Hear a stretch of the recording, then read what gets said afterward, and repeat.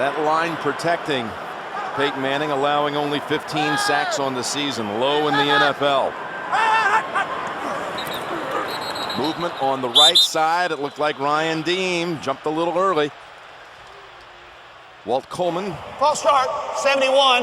Offense, 5-yard penalty. Still first down. Along with Daniels in the secondary. Patchwork, though, behind the starters today. That secondary beat up. Couple of pump fakes and basically just a spike by Manning. You can't sack Peyton Manning. It doesn't throw interceptions, so what's left? Just hit them as hard as you can and hope they fumble the football and give you those turnovers. 2nd and 15. Out of the gun. Here they come blitzing, but they're picked up, and the pass was intended for Dallas Clark. Clark has been out of action since late November with a knee injury, a partial tear of an ACL, and they're glad about having him back in time for the playoffs. Well, we talked to Dom Capers last night. They want to be simple on defense, not take chances. Well, that lasted a long time. One play. Second play, they come at Peyton Manning with the blitz. Of course, you always want to mix it up, but everybody has been playing the Colts the same way, especially of late. Very safe, careful, and make them drive down the field with a bunch of plays to score. 3rd and 15. Manning again, pump faking, throwing. Reggie Wayne makes a diving attempt incomplete. Jason Allen in the area for the coverage, but 3 and out for the Colts. So few times do you see a 3 and out by the Colts, but Miami Dolphins, they like to match up. They believe they can run with any receivers in the league with their coverage. This time it's zone, and Peyton Manning does a good job with the pump, but the throw, being careful, especially starting a game, just a little out of the reach of the wide receiver. Justin Snow will snap it back to Hunter, the punter, Hunter Smith. And it's a spiraling boot all the way back to the 28. Welker on the return, and Welker hit down low at the 37-yard line. And here comes Cleo Lemon. Over 1,000, that is, with 107 yards for Ronnie Brown. So a smart start by the Dolphins defense, forcing an early punt on a 3 and out. Ronnie Brown, he's heading nowhere as Dwight Freeney and Robert Mathis, those two active ends. 2nd down and 12. Back to Brown. And he gets back the loss, maybe an extra yard as well. 3rd and 9 on the way. With that Steeler victory in overtime. 3rd and 9 for Lemon, his first toss. And it's a good one. On the mark for a first down to Marty Booker. Harper was on the coverage. It gains 13 yards.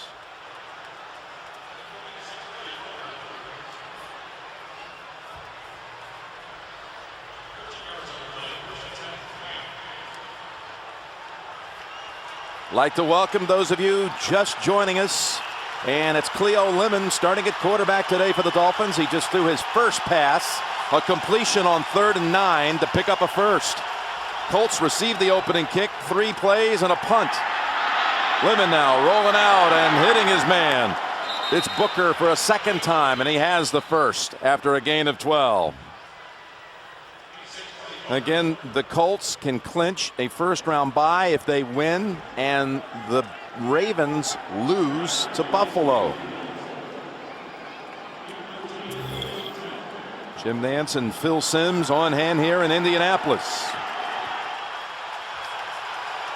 Lemon looking sharp on those first 2 throws, Phil. Yeah, what a start for Cleo Lemon, making his first NFL starting job, and he's off to a really solid start, Jim. And Ronnie Brown has open space to pick up 9 yards. Well, one thing he did, there's a couple things I've noticed already. 3rd down, obvious passing situation, 3rd and long. The Miami Dolphins gave Cleo Lemon enough time to look left and then go all the way back to the right side. Then a play action pass, good timing of that call. He gets outside the pocket, which they would like to do with him today, and he found another open receiver. We'll call it 2nd and a short 2.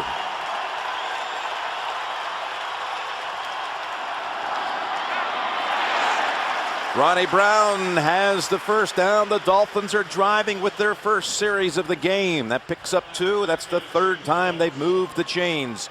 on this opening drive. The Colts again took the opening kick, and 3 plays and a punt over to the Dolphins, who are looking pretty good here with Cleo Lemon getting the start today at quarterback. And if he was jittery at the beginning, you wouldn't know it now. He can't be jittery. He warmed up for about 4 hours, so I think he's exhausted. But very calm talking to him last night. He's playing. Nick Saban wants the scene, but every time he's been in a game, exhibition or real, he's played well. Straight drop, Lemon throws, and that's batted down. Well defended by Jason David.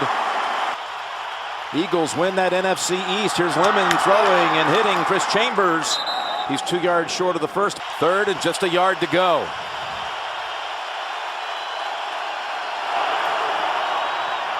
Ronnie Brown cuts left, hurdles over one of his players, Randy McMichael, and has the first with ease at the 11. Nice effort. You know, when you're a defense that's built on speed, that means you're going to be a little bit undersized. Watch the cutback of Ronnie Brown.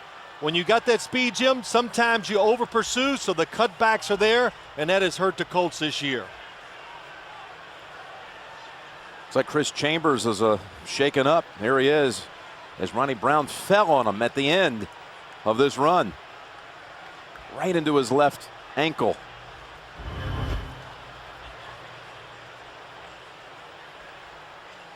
Well, just the start. Both sides of the ball for the Miami Dolphins. It kind of goes back. You asked Zach Thomas last night something interesting. Well, Zach, you guys, your record is what it is, and you're not going to the playoffs. Why do you come out here and give a great effort? And he says, well, you win. You want to win because it's fun. All the hard work, it makes it fun. But most of all, you do it because you want respect as a player and what you stand for and what you're trying to do in this league. And you know, Jim, things have changed. Teams don't come in with nothing to play anymore in the NFL. They don't come in like they did 5 and 10 years ago and just go through the motions and get blown out. You just don't see that often now in this league. It's good to see Chambers able to walk off. Looks like he's going to be just fine. And again, all these results still coming down the line. New England and Tennessee still in action. Jets with a convincing win over Oakland today. By the way, we just had that update. Detroit beating Dallas. The Lions can't win for losing. By winning today, they have just given the first pick in the draft to the Oakland Raiders. It was going to be, if they lost today and the Raiders lost, it would have been Lions 1, Raiders 2. Now the Raiders will have the first pick. Well, they're going to save money, though, see? You're looking at it the wrong way. Oh, I see. Second pick, you save money. Okay. So there's always some good that comes out of it. Just playing that one to the Lions fans. I don't think they wanted that win today necessarily. First and 10. And again, cutting back left and able to get slowed down enough by Jason David to result in a loss of a yard. Tony Dungy, and again, for the head coach, we got to hustle more. We got to play with more speed, a sense of urgency. And you know, I say this, Jim, I was taught by a few coaches, if we have to come in after games and commend you for hustling and working hard, then somewhere the message has been lost. You got to take that for granted. And I think that's why Tony Dungy said last week's loss, the most disappointing loss he's had in the regular season, because of everything was at stake and his team just didn't put out the effort that he expects from him. That's exactly what he called the loss to Houston last week. Now Lemon, pressure right away, escapes and gets down to the 5. Nifty footwork by the quarterback. He got away from Robert Mathis and made it a positive play. A gain of 7, but 3rd and 4 on the way. This is a design play. It's just fake and follow the runner. You can tell that's what it's meant to be, but the speed of the outside rushers almost disrupts it from the start. But I'm sure the Dolphins are going to have some running plays in today for Cleo Lemon. They've scored only 10 points all season on their opening drive, a touchdown and a field goal. This is the 12th play of this drive today to open things for the Dolphins' offensive attack. From the gun on 3rd and 4, Lemon tucks it under, and he is sacked at the 10-yard line. McFarland, Mathis, Freeney all in there, giving it all up, including their helmets. You heard me talk about it. This is the strength of this Colts defense by far. When you get in 3rd down, they are built to rush the passer, especially from the edge. with their 2 speed rushers out. Dwight Freeney once again on the spin move. Anthony McFarland, everybody at the quarterback. How about McFarland just going ahead and just ripping off his own helmet? Murray with the field goal try. And the kick is good from 28 yards. McFarland had his helmet lifted up, blocking his view. He saw he knew the quarterback was close enough. He just went ahead and just ripped it off. Said, hey, I'll go ahead and risk injury. I'm going to get that sack. Well, defensive linemen showing no respect to the quarterback. They go, hell, I don't need a helmet to sack a quarterback. Look at this. Here it is. It's now out of position. He throws it off. He just takes it off. He wants to see what he is hitting. It's not enough just to see out of that ear hole.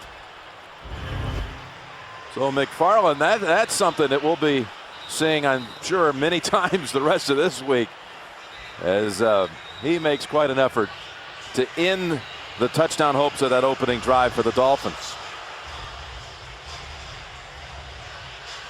Well, Jim, here we are. You're Peyton Manning. You go, well, I've been here before.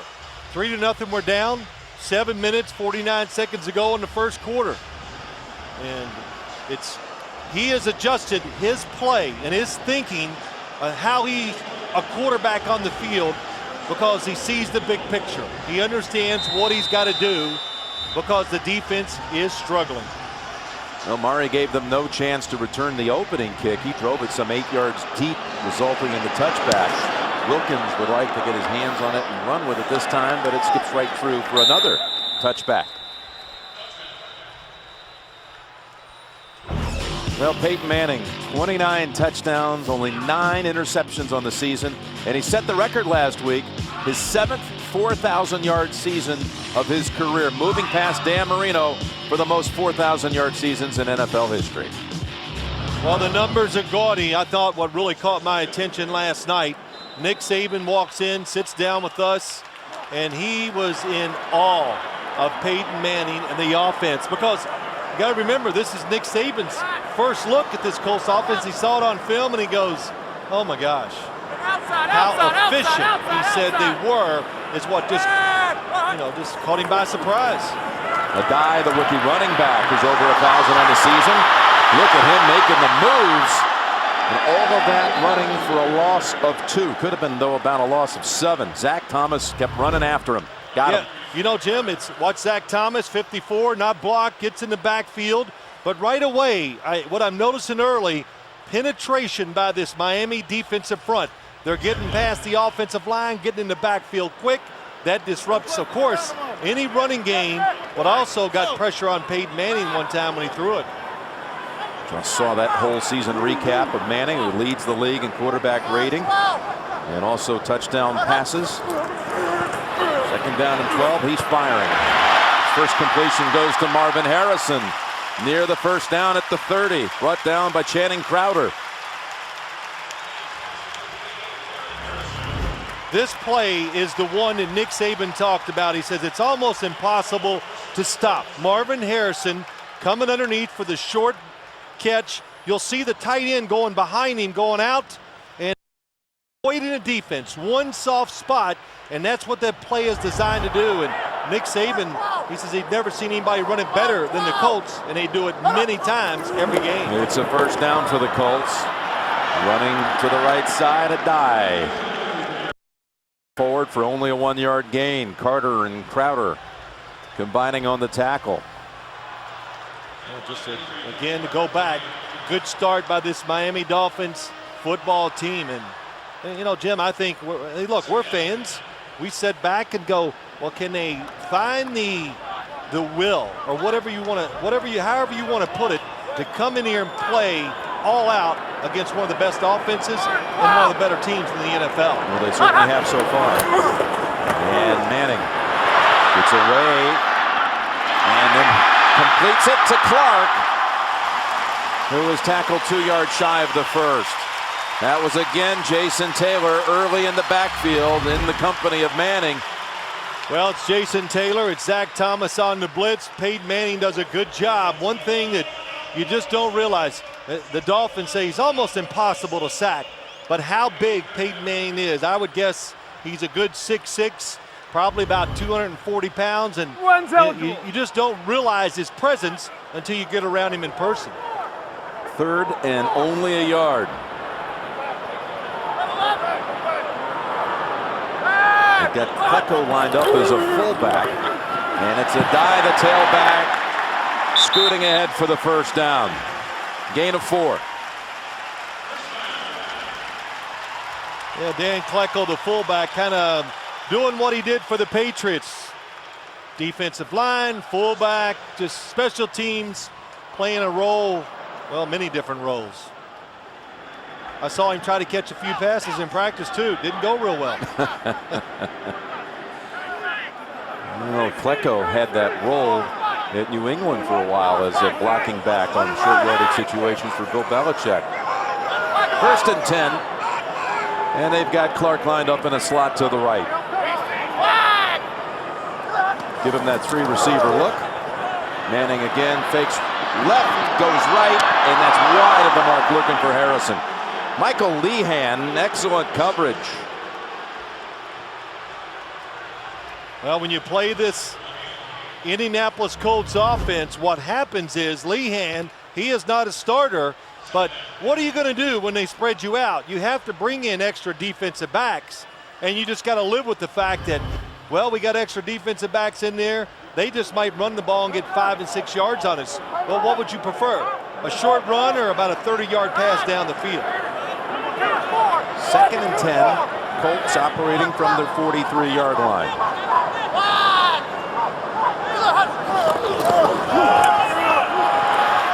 And the draw to a die. And that goes for about 8 yards. The Colts can be and are a tremendous draw team, because here's why. Well, if you're playing them, let's all be in the seat of the Miami Dolphins, coaches or players. When Peyton Manning's faking, do not come up. Stay back, because the pass, the play action is what give the big plays to this Colts offense. Make sure it's a running play before you react. It just gives the running back more time to get yards. 3rd and 2 to go.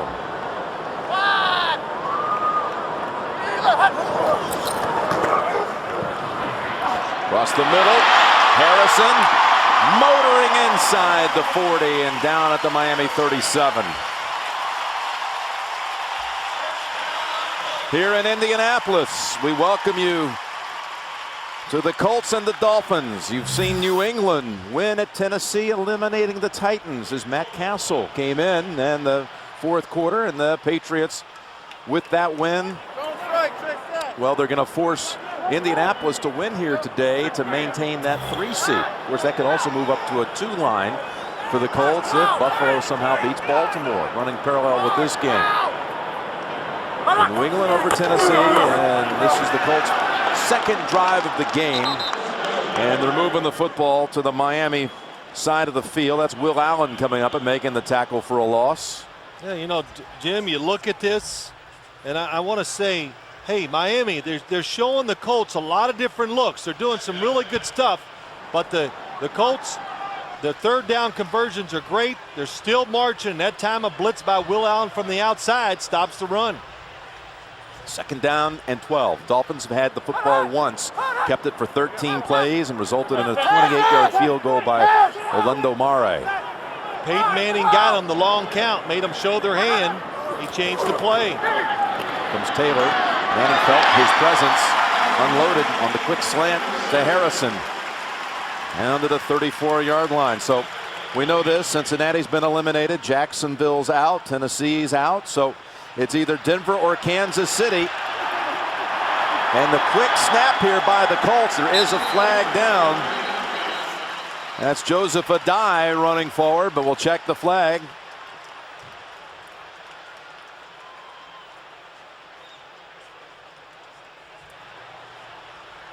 They catch the Dolphins with too many defensive players on the field.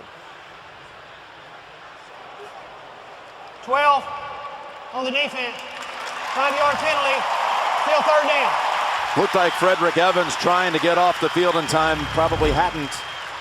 Here he is. Here he There's comes. the snap. Coaches are mad. You got to know you got to hustle off. The Colts look for that. The Colts can quick snap you because they do not make substitutions from second down to third or whatever, like most teams do. If you make a substitution on offense, you have to give the defense appropriate time to match that substitution. So, like I said, since the Colts don't do it, you've got to be on your toes all the time. It's still third and 3 from the 30-yard line.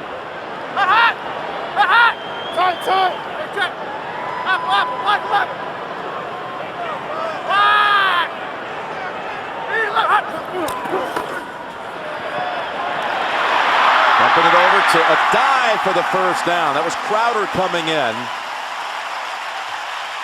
on the blitz, and a dive left open in the flat, picks up the first down. Blitz coming from this side. Peyton Manning sees it, gets rid of the football, and it was, you see how long Peyton Manning, 6'6", not going to give the blitzer a chance to knock it down. But he finally realized it's going to be a blitz. He lets his offense know it, able to throw the short pass for the first down. A jump pass at that. First down carry. It's a dive, plowing ahead to the 19. And Taylor able to drag him down after a gain of 6. And I hear it so often, even our pregame, everybody talks about it. Can the Colts be patient? Can they do this type of offense? Yes, they've done it all year. And not only do they do it, they're tremendous at doing it. Peyton Manning says, I am anti-force now. I do not take chances throwing the football down the field. Closing seconds of a very speedy first quarter. Second down and 4. And it's a dive, getting the handoff. And he is spun back, got his legs caught underneath. And that picks up about 2 to close out the first quarter. Amare field goal, the only points on the board. You're watching the NFL on CBS, home of Super Bowl 41. We're through one quarter here at the RCA Dome, and the Dolphins lead at 3-0, but the Colts are driving. Jim Nance along with Bill Sims. Well, was it fast enough for you? No kidding. Last week, the Colts actually had 6 possessions. One was take one snap, kneel down. 6 possessions. They scored 4 times. They fumbled once about midfield, and they had to punt once. So that's how you keep their scores down. That's how you keep the games close. And it's worked for the opponents against the Colts here in the second half of the season. They had only 45 snaps all of last week against Houston. That's Moorhead lined up the bottom of your screen, wide left. And 3rd and 2 for Manning and the Colts. Clark lined up in the backfield. They fake the run, they toss it to Clark, and he's got the first down. Well, there you go. It's just in years past, in this situation, the Colts might have just told Peyton Manning to fake it, stay back there, and let's take a shot in the end zone. But now, we've talked about it already, they want the first downs. They know how critical it is to be efficient and score, so they're doing more plays like we just saw there. Rhodes, the running back, on first down from the 13.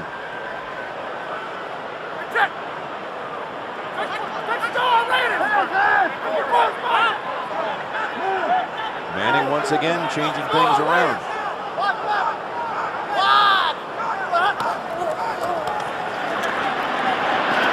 Goes it through the back of the end zone.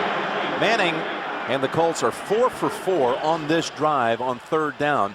And their 3rd down conversion rate this season is the best in the league by far. In fact, the best since the stat was ever made an official stat that the NFL kept a hold of back in 1981. Best ever. Yeah, Jim, there's so many reasons. They don't take negative plays. You can't sack.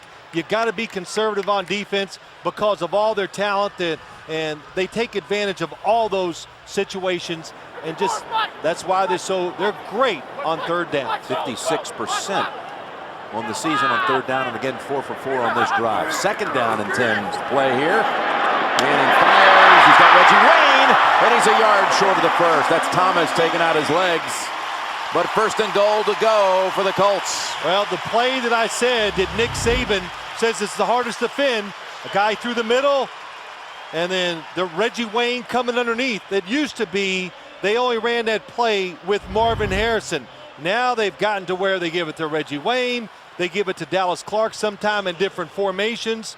and you could see the soft spot inside, wide open receiver. It just breaks down the defense. Klecko in for blocking purposes. A die in the backfield. A die recruited to LSU by Nick Saban. And against his old college coach, a die trying to score a touchdown, but he is stuffed for a yard loss by Kevin Carter and company.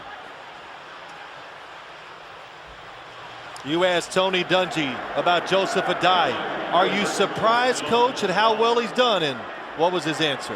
Well, he just said that was really the guy they had targeted all along. They thought that his running style would really fit in very nicely with this Indianapolis offense, and it's resulted in a 1,000-yard season and almost a 5-yard per carry average, too. And he said, no, we expected it all this from him this year. This has been a 10-minute drive by the Colts. On second and goal, Manning has an open man. It's Klecko with the catch for the touchdown.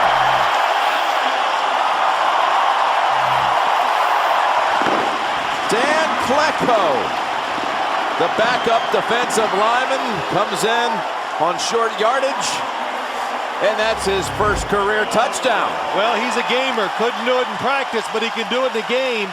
And Peyton Manning waited just long enough. Jason Taylor got in the way. He kind of held the football, let there be more separation with Dan Klecko, and then he lost it in there perfectly. Adam Vinatieri in for the extra point. That's the 30th touchdown pass of the season for Manning. And it's 7-3 Indianapolis. The son of Joe Klecko. He was in a few matchups with Miami through the years. Dan Klecko out of Colts Neck, New Jersey, and Marlboro High School is in for the score.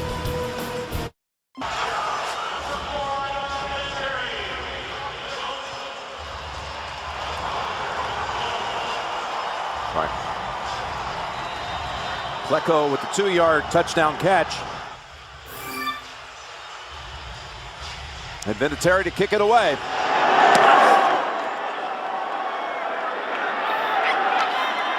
Comes the run back by Welker, and it's a beauty.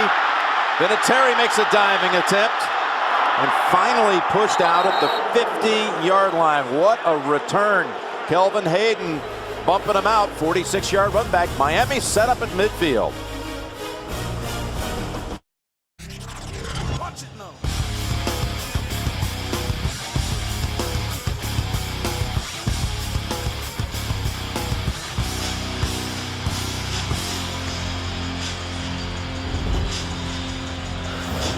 We are back, and Cleo Lemon and this Miami offense has been sitting on the sidelines for a long while. This is only their second drive of the game, as the Colts have just kept it for over 10 minutes on the game clock. This is coming back to Lemon. Brown tosses it back to Lemon, who launches it long for Chambers, and it's over his head. Bethea on the coverage. That was excellent by the safeties for the Colts. First off, here's going to be the pattern, but watch the safeties in the corners, how they stay. This is an excellent fake. And Cleo Lemon, you want to know about his arm? I know it's indoors, but from the 38, and this football lands about 4 or 5 yards into the end zone. 66, 67 yards. I had him launching it at the 38-yard line. Pretty impressive. Lemon looked awfully impressive for that matter on his opening drive. They got bogged down inside of the Indianapolis 10-yard line. And second down and 10, it is Brown weaving ahead with a flag thrown from the secondary.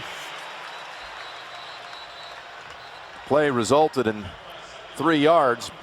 We'll wait for Walt Coleman's explanation. It's been an amazing journey to this first career start for Cleo Lemon in the NFL. Out of Greenwood, Mississippi. Personal foul. Illegal block in the back, number 86. Offense. Marty Booker flagged for that one. 10-yard penalty. Still second down. Here he is, Booker at the bottom of your screen, coming in, hitting Marlon Jackson from behind with our supervision look. And that'll take the football back to the 39 of Miami. One day we're going to use our supervision, and I'm going to show your throwing motion to the audience. We've been working hard on it. It's starting to become somewhat like a spiral. Yeah, so we'll show that in the year 2008 when you throw that spiral. All right. Give me some time. But you're right, Jim, talking about Cleo Lemon, what he has endured as a player. Arkansas State gets hurt his junior year, plays his senior year with a torn ACL to his right knee, doesn't find it out until he goes to the NFL Combine the following February. Which was right here inside this RCA Dome. That Combine, second down, and setting up a screen, and there's nothing there at all intended for McMichael, and another flag. We're going to have a illegal receiver down the field. Prior to the pass, ineligible downfield, number 64, offense, and penalties decline, third down. Kendall Jaycox, top of your right there, just on the other side of the center. A little too quick. You're allowed to scoot down the field on screen plays as a lineman. 1 yard down the field, and when the football is thrown, you can continue to keep moving, so it's possible you could be 4 or 5 yards down the field when the football is out of the hands or caught by the receiver. And you see Randy McMichael hobbling off.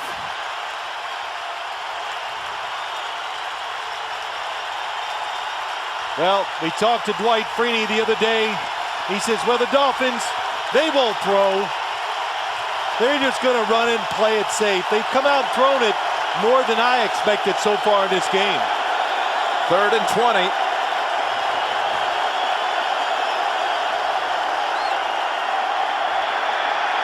Lemon hangs in the pocket, goes with the man underneath, and that's Justin Peele, who is taken out with aggression by Cato June and Jason David. Well, Dwight Freeney is going to be double to the top of your screen. Look at that. He comes all the way around. Cleo Lemon knows you're playing here. Get rid of the football quick. And look at the pursuit by the Colts. That's what they want. Energy, hustle, and the sense of urgency is definitely, we're seeing it now. Donnie Jones will punt. Miami unable to do anything off of Welker's longest kickoff return of the season. That's Wilkins coming up for the short kick. Tries to get motoring. Ball squirts out. They're going to rule him down. Down at the 27 first. Peyton Manning ready to get back out there. Put together another drive with the lead 7-3. Well, this is the 3rd drive of the game for Indianapolis. Started out with 3 plays and a punt, and then put together a magnificent drive that led to a touchdown pass. Manning to Klecko. This one begins at the 26-yard line.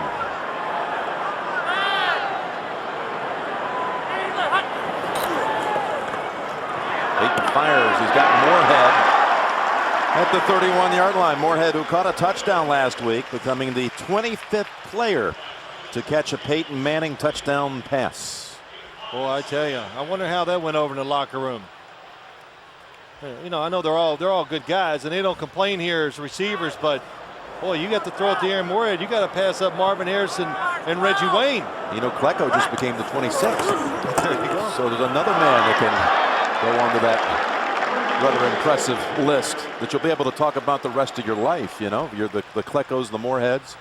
Obviously, Marvin Harrison has quite a few of his own. Well, here comes Dan Klecko back in, 3rd and short. Marlboro High School, huh? You had to throw that out there. Yeah, first player in Marlboro High School history to score a touchdown in the NFL. Where did you go to high school? Marlboro High School. There we go. Did you graduate? I did. Does that surprise you? No. Colts Neck, New Jersey. Special little town down in the Jersey Shore area, Monmouth County. Now here is a dive, and he's got the first down yardage. A gain of 2. That's all they needed. You know, wasn't it funny talking to Peyton Manning as he was talking about how they play offense now? There's Klecko. Dan Klecko up front trying to find somebody to hit. And he did. Wow, that's pretty good, and too. That was Jeremiah Bell he bulldozed. Yeah, you get about 280 hitting 170. 170 usually falls backwards. But he was looking for someone, like you said. He stayed with it. That's why he's in there. on those short yardage situations. First down, Manning stretching it out, the dive, and not a whole lot of room over on that side. But you know, Jim, going back, Peyton Manning, just to hear him talk, it's so different about how he talks about their offense now to what I've heard in the past years. And I kind of said earlier, just say, somebody please make a play on third down to keep us on the field. And just to illustrate that he will take the short passes, 50 of 63, 7 touchdowns. Look at that, the quarterback rating, almost 80% completion. So, you know, those are not gimme throws. He just can stick the short throws in, and they just make tough catches, this receiving corps. Second down and 9. They fake it to a guy to go up top. They go long, and it's through the fingertips of Clark. They have not had a play longer than 12 yards, but they're almost able to connect on a long one that time. Yeah, Peyton Manning, he's been wanting this. He knows they're playing 2 safeties on each side of the field. Dallas Clark back in the lineup, and you can practice all you want. You see the knee brace on Dallas Clark's right leg, but all that practice, there's nothing like getting those opportunities in the game, and this will serve Dallas Clark well when the playoffs start next week. 3rd and 9.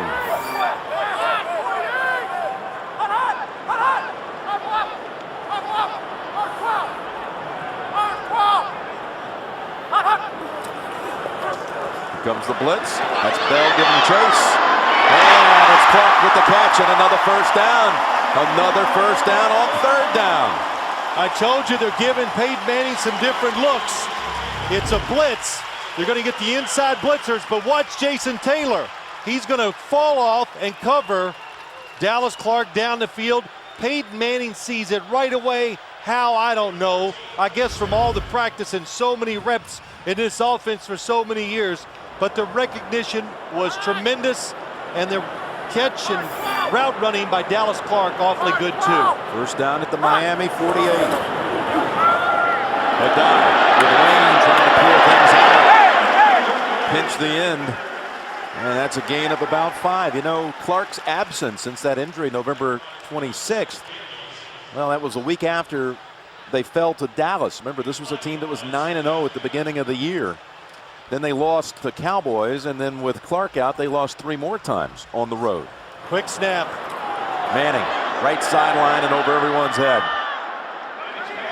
No, they'll have Clark back, and what a difference does it make for this offense to have Clark almost in the role, am I right, of like what Brandon Stokely did a couple of years ago? Well, it makes it, Jim, it actually makes it tougher for defenses, because as Nick Saban told us last night, if you don't treat him like a wide receiver, they line him up as a wide receiver, as a tight end. If you don't, you put a linebacker on him, Peyton Manning's going to throw it to him every play because he's too good of a route runner to cover with the linebacker. So you bring in faster guys, and then the Colts just say, well, okay, then they run it at you and pick up big yards. Let's see what they do on this 3rd down try. Again, they bring the blitz. Pass up top, and it's just chipped away at the last moment by Will Allen.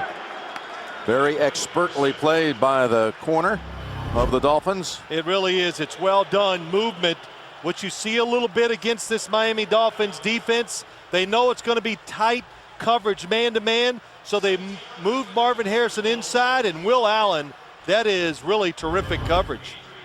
Usually when a receiver comes inside, they go across the field. Marvin Harrison broke out. Will Allen was right there with him. Hunter Smith will try to pin the Dolphins back inside the 10.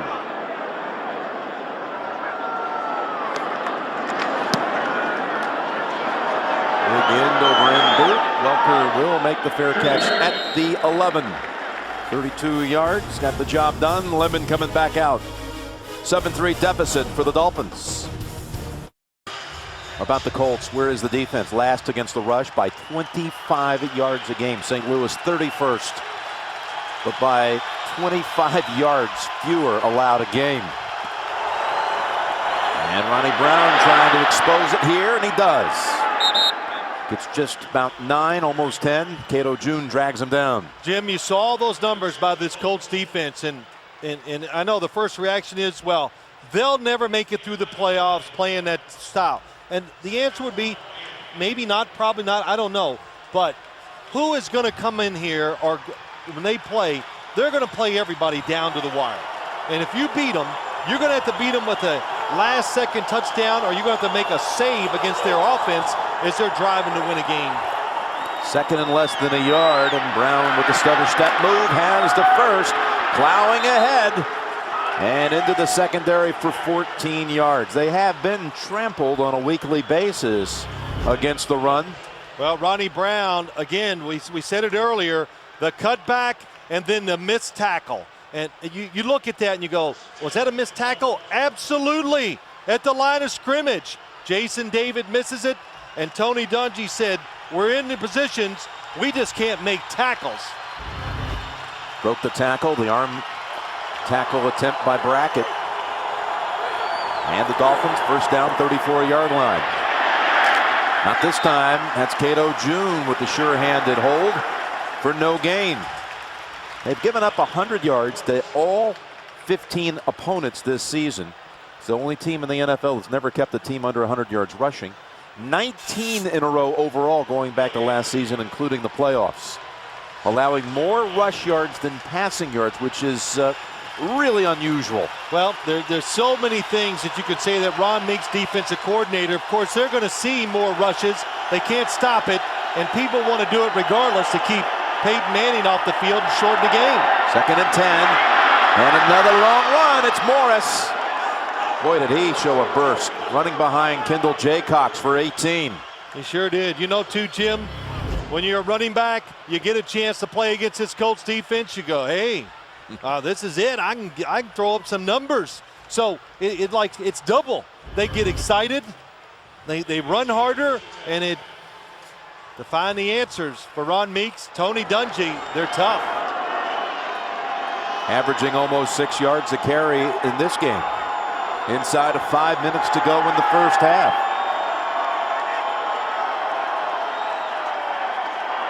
And it's Morris. Not this time.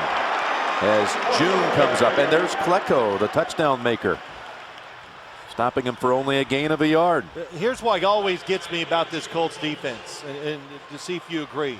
When you watch them, they stop more plays at the line of scrimmage and a yard behind it than you see most good defenses do. But boy, when they give up, it doesn't seem to get tackled for 5 yards. They give up 10 and 15 yards when they do get past the line of scrimmage. Second down, 9. And Lemon staying on the ground. It's Ronnie Brown falling backwards to the 43. Well, that front seven of that Indianapolis defense is the lightest in the league, and going against a pretty stout offensive line. Coming up, we've got the Sprint halftime report with JB, Dan, Shannon, and Boomer. All the latest scores and highlights all coming up on the Sprint halftime report. They average only 256 pounds on the front seven. That Miami offensive line, second heaviest in the league, averaging 330.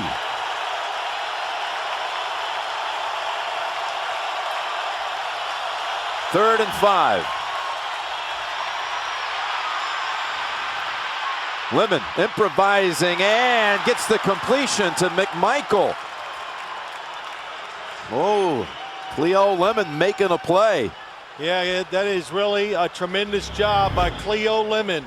Jim, a lot of times against this Colts defense, when you break out of the pocket and go sideways, it results in a fumble because the defenders get off blocks and get after the quarterback that fast. But on the run, throws it down the field, right on target to Randy McMichael. Dolphins putting together a nice drive for the second time in this game. They had one that moved inside of the Indianapolis 5 before a sack and then a field goal.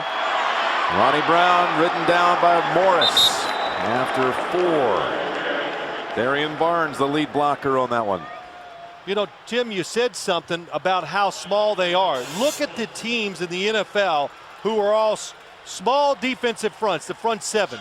And you know, they almost all have one thing in common. And what is it? They struggle against of course the they run. Big time. And you know what? I always say fast defenses rely on that. As they slow down and injuries occur, which has happened to the Colts, it hurts their overall performance. We're at the 2-minute warning. Colts leading 7-3. You're watching the NFL on CBS. Jim Nance along with Phil Simms, and Happy New Year to all of you. Peyton Manning stretching it out on the sidelines.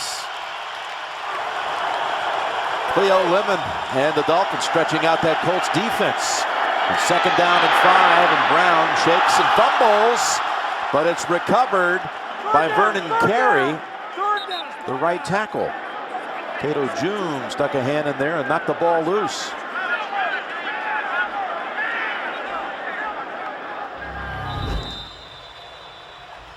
Look at the defenders charging at Ronnie Brown. Hit from the side causes the fumble. Timeout called by Miami.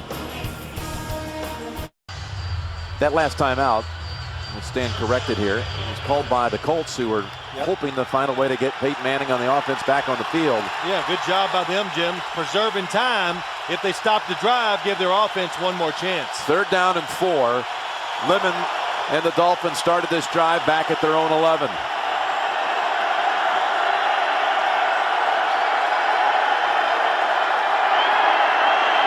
Lemon to McMichael, and over his head. He had to unload as he had some Colt defenders barreling down on him, including Raheem Brock. Well, the Colts come with the blitz. They're not going to let him stand back there and throw a short pass to pick up the 1st down. A little blow to the Raheem Brock, gets away with it. He hits Cleo Lemon in the helmet with his hand. And also what that did, Jim, when you blitz, it takes away the run by the quarterback. You see the 10 misses, though, 5 of them from outside of 50, 1 of 6 on the year from long range. This is 38 yards, and Mare delivers. 2 for 2 on the day. Minute 31 to go in the half. 7-6, Indianapolis lead. The low-scoring first half in Indianapolis. 7-6, Colts. A win and a Baltimore loss would give them a 1st-round bye and the 2 seed in the playoffs on the AFC side.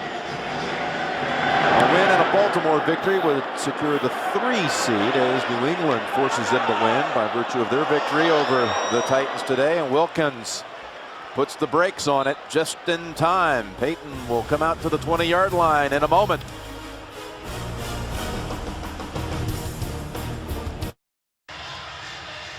Well, Phil, the NFC playoffs are all set now. Nothing really on the line in that Atlanta-Philadelphia game because Dallas lost to Detroit. So Dallas will play at Seattle in the wild card round. Giants and the Eagles. Dallas's defense, Jim, it's falling apart. Seattle, they've gotten their defense back together. They're home, crowd noise. The defense played well for Seattle the last couple weeks. They won the day down in Tampa.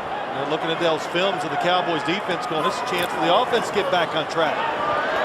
Manning down the field. Harrison just a yard too long. We saw the exact same play last week when we saw the Bengals. Carson Palmer and Chad Johnson running an in, cut, and go. And what happens for the quarterback, the receiver has to almost come to a stop to make that move. And when I watch pro quarterbacks throw this, they almost always lead the receiver by about 3 or 4 yards too much. 2nd down, 10 with a minute 25 to go, 2nd quarter. Manning put together 1 touchdown drive that lasted 10 minutes and 9 seconds, almost the longest one in the league this year. And that's Wayne with the 1st. Was he ever touched? Like Will Allen maybe got a hand on him. You know, typical, the Colts took a shot on 1st down, so that way they know they still have 2 more to pick up a 1st. Reggie Wayne wide open. Looking Wayne's way again, and he has the catch. Zach Thomas hit him 1st, and then a 2nd hit, Travis Daniels.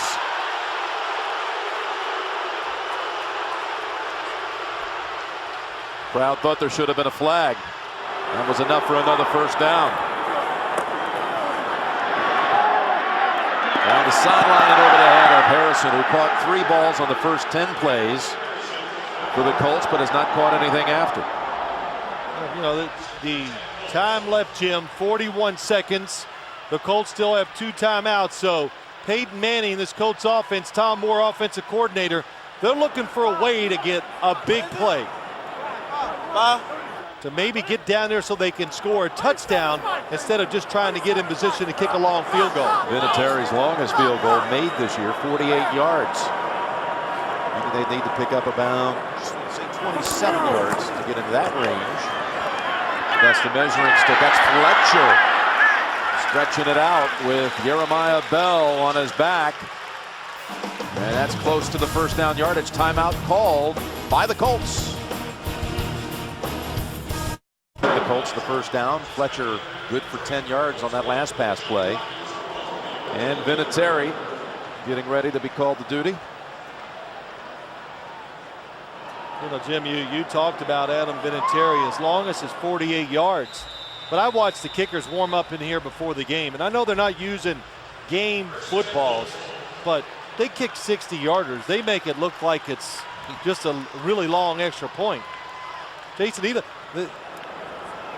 Orlando Mari, I should say, he was kicking 60-yarders that were hitting the net behind the goalpost. Well, he's hit 3 kickoffs today, all leading to touchbacks. Outstanding work on that part. And Manning, open man, Moorhead, outstanding footwork to bring it down at the 11.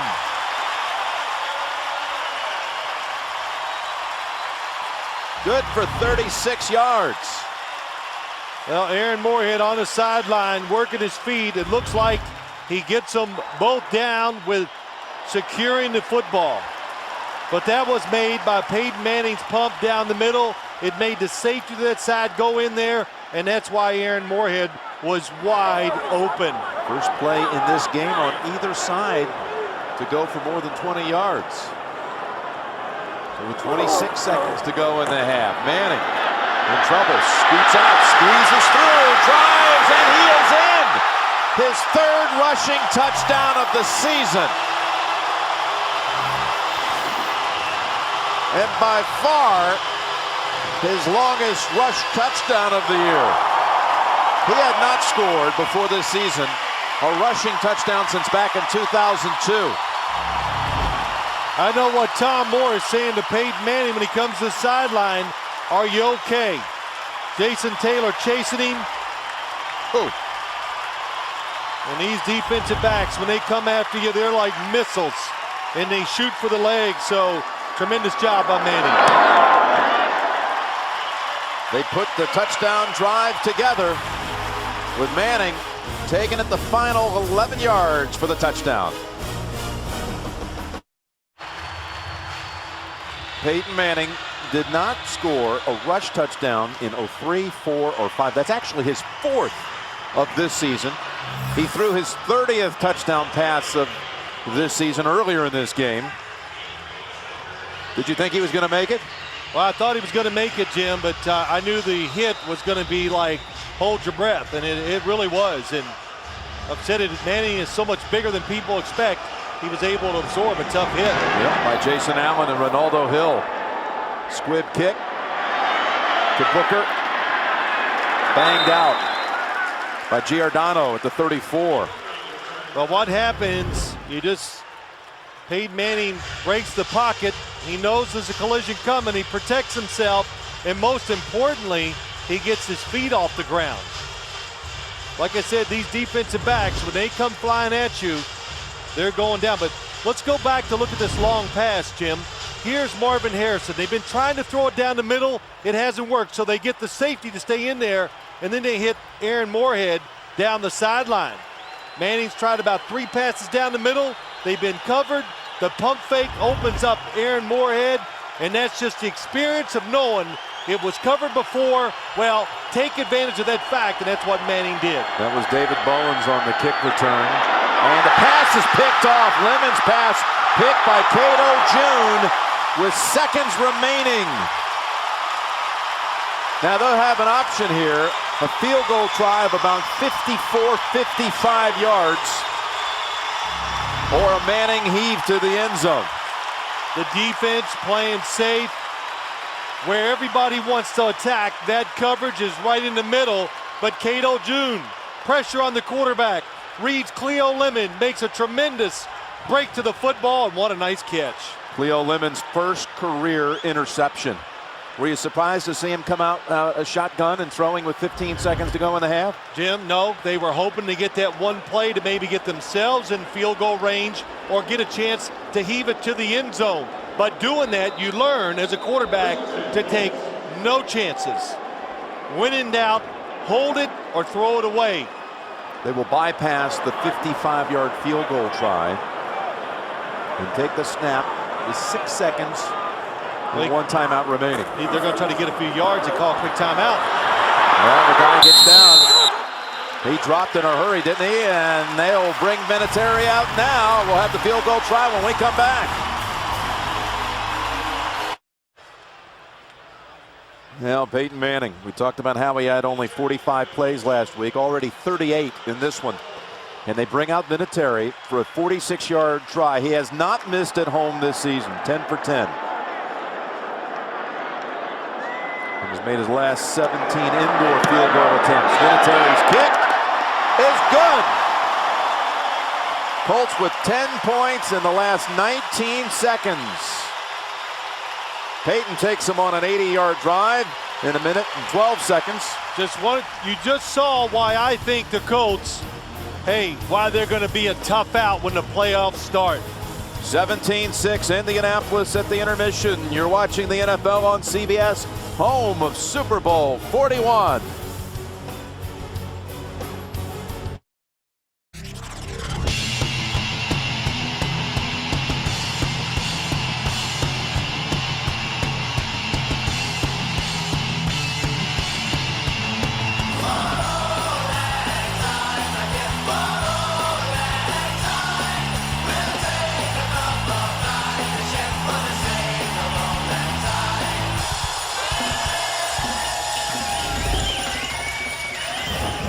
They're looking for a celebration here in Indianapolis, and to all of you, best wishes for a healthy, safe, and happy New Year. It's been a good year for Jason Taylor out here on this football field. Some consider him to be one of the prime candidates for Defensive Player of the Year. Champ Bailey with an interception return today for the Broncos. Another one that you have to think, Phil, should get strong consideration. Lasting memories last week of the season. That interception is going to be big, Jim. This game brought to you in high definition television, and it's Welker who had the big run back in that first half, this time able to get it out to about the 25-yard line. What happened in the end of that first half for the Colts to take command? The Colts pressure you. You know, and I know their defense hasn't been great this year, but you come in here and you're worried about Dwight Freeney, him disrupting the game, and of course, do I have to even say anything about their offense? You know when you play the Colts offense, it's constant pressure. Well, for the Dolphins and Cleo Lemon in that first half, other than that ill-fated interception before the intermission, he looked like he was in good control. Ronnie Brown off to the races. Bethea able to finally take him down by the shoulder pads. What a big burst. It'll put Brown closer to his 1,000-yard season. That goes for 47. You know, Jim, the Colts are playing the run right here. They've got an extra guy up near the line of scrimmage. That's why when Ronnie Brown breaks the line of scrimmage, there's nobody there but one safety to tackle him. And nice hesitation, waiting. He finally sees a gap. He hits it. You see the speed and the size. Ronnie Brown, big running back, able to get extra yards when he's hit. He's 10 yards away from 1,000. Make it just 6 yards to go. He's over 100 in this one. Over 100 for the third straight, actually the second straight week. What do you think of Ronnie Brown as a running back? I think a lot of people, they look at this team, and we did the Miami Dolphins Thanksgiving Day, Jim, and you thought, okay, they might be on their way now. But Ronnie Brown not being a central figure to their offense for a while kind of put them back.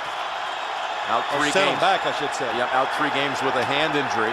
Returned last week with a 100-yard performance. Lemon almost intercepted by Jason David. He's trying to hit Randy McMichael. Well, Jason David says, look, I see this every day in practice. It's a pump to the right, and Jason David comes off of the outside receiver because he sees number 2 going up the field, number 2 receiver that is, and that's what his job is to fall off his guy, come inside and knock down those vertical inside passes. Really good job by Jason David. Crowd is stirred, cheering on their defense. 3rd down, 6 to go for the Dolphins. Shuffle pass, and the ball falls incomplete. In a crowd trying to connect with Sammy Morris, but Robert Mathis was right there, almost able to get his hands on it too. Maybe he did. The Colts saw this play last week from the Houston Texans, a shuffle pass. Why it doesn't always work against this defense, because you cannot predict where they're going to be. Their defensive linemen are always switching positions, moving around, and that's one of the big reasons why that play didn't work that time. 3rd time Lemon's driven him deep, only to have to call on the services of Mare, and this time Mare from 42 is good. He's 3 for 3 on the day. 17-9 Indianapolis, early 3rd. We're looking at Wilkins, who has not had a chance to run one back today. Mare with all touchbacks. And another one right here as he booms that one 7 yards deep. So we'll see Manning and that efficient Colts offense for the first time in the second half when we come back.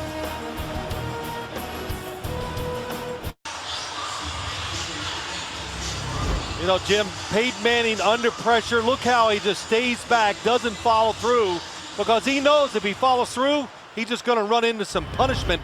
2 things, that throw and the fact that I think this year he's throwing better on the run just shows you. Mentally, of course, we know he's improving, but he keeps getting better physically too. Putting together the 3rd long drive of the game. And the Colts with a dive. A quick 5.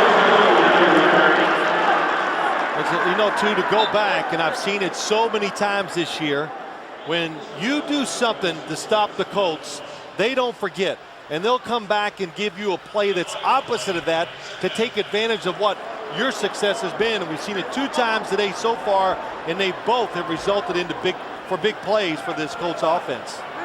Tony Dungy, Tom Moore looking on. Tom Moore, Peyton Manning is only coordinator. No other quarterback can say that in this league. Howard Mudd, his offensive line coach, has been there throughout his career. Yep. Continuity. Great stability and success. And a little toss. But Dye turns it upfield. He broke away from Channing Crowder. And it looks like he may have another 1st down. Continuity and a lot of good players. It's nothing elaborate when you look at this Colts offense. It's just about being smart. They execute at such a high level. They don't try to really outthink you. They just outperform you physically. We saw Will Allen shaken up earlier. He is back on the field for that Dolphins defense. Covering the slot receiver, Reggie Wayne. 1st down, again the draw, and that's Zach Thomas for only a yard. I heard Zach Thomas go and look out for the lead draw. And Peyton Manning was on a quick count, so he went with it, and that's why there was not much gain there. Peyton Manning said, when you play Zach Thomas, you go up there, you're doing all your stuff, and right before you snap the ball, he'll yell, "Here comes the screen," and Peyton will go, "Timeout." So Zach Thomas and Peyton Manning, a really good mental match against each other on the field. Really mirror images when you think about it, Phil, with all the preparation. So devoted to breaking down every little nuance of the game. Interesting matchup inside of this one. 2nd and 9, and Manning's toss in and out of the hands of Dallas Clark, and they finally rule it incomplete. A late whistle. Jeremiah Bell broke it up. But how about Zach Thomas and how much time he devotes to getting ready for every game? It's like Dom Capers telling us, his coordinator, he just cannot take the field unless he knows every last detail. There can be no gray areas. And Dom Capers, defensive coordinator, look at some of the highlights of Zach's career, said when he gets on a plane to go on a trip, Zach Thomas comes down next to him, sits down, and he has pages of questions that he needs answered by Dom Capers just to make sure he knows what's going on in the game. He's going to his 7th Pro Bowl. Only Dan Marino, more Pro Bowls from Miami. Manning's pass over the head of Moorhead, throwing it away with Daniels on the coverage, and Holiday in the backfield stirring up trouble. Yeah, good job by Daniels on the outside. Peyton Manning tries to pump fake it to go for the touchdown. There is nothing there, but maybe more importantly, he protects himself. Aaron Moorhead, you see the fake going up the field, but the defense has seen enough of that today. They're staying back now. Vinatieri, 34-yard attempt. A make from 46 to close out the first half, and good again, hooks it through. 25 of 28 on the year, his first year as a Colts kicker, and a 20-9 lead. We talk about the Colts in the postseason, and the added confidence that you have knowing that Vinatieri, with his sensational history in the postseason, is now on your side. Welker running into one of his own players and bouncing out to the 35, brought down by Vinatieri. 38-yard return. Lemon comes out, trailing 20-9 mid-third. Well, Phil, it's all settled now as far as the NFC playoffs. Dallas against Seattle next week, and the Giants against Philadelphia, with Chicago and New Orleans first-round buys. Waiting. How about Parcells? We heard it at halftime saying, this is one of the hardest losses in a long time. Well, the defense has fallen apart for him, Jim, and you can't survive a weak defense for many weeks in the playoffs. First down, play action, Lemon throwing it over to Chambers, who has the catch for a first down. All right, Evans, Chris Chambers, former high school and college teammate. Chambers just picking up a first down a moment ago, and again, Baltimore loses and the Colts win. The Colts will get a first-round bye. And there is Chambers fumbling, but he was down first. That's the 8th time they've had him run it on an end around this year. That picks up 7. So they're keeping an eye on that Baltimore-Buffalo score here. Well, that's a tight one. You know, Tony Dungy told us that he would be watching it, and actually might even affect the way he plays some of his players if the Baltimore Ravens were just destroying the Buffalo Bills, but that's not going to be the case. They could get back what they gave away last week in the loss to Texans, that coveted number 2 seed. And that's Ronnie Brown driving the legs. He's still a yard shy of the first. If the Broncos lose, the Jets move up to a 5, and Kansas City will make the playoffs. Ronnie Brown has the first down at the 42-yard line.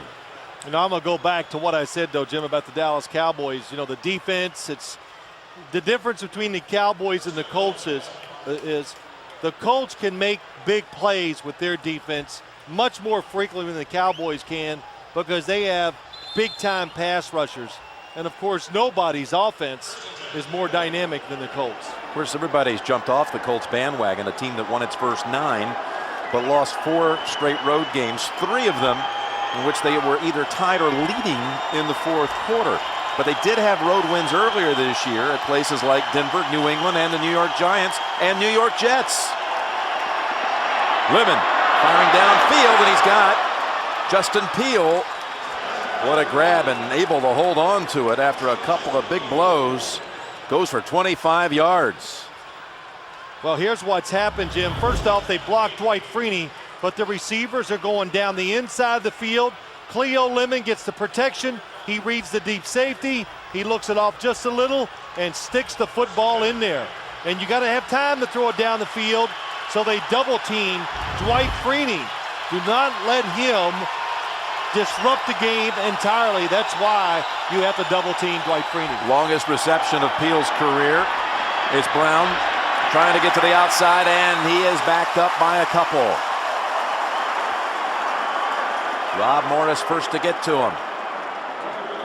Cleo Lemon's first start. What do you think so far, Phil? Well, you know, Jim, it's gone, I think, very well.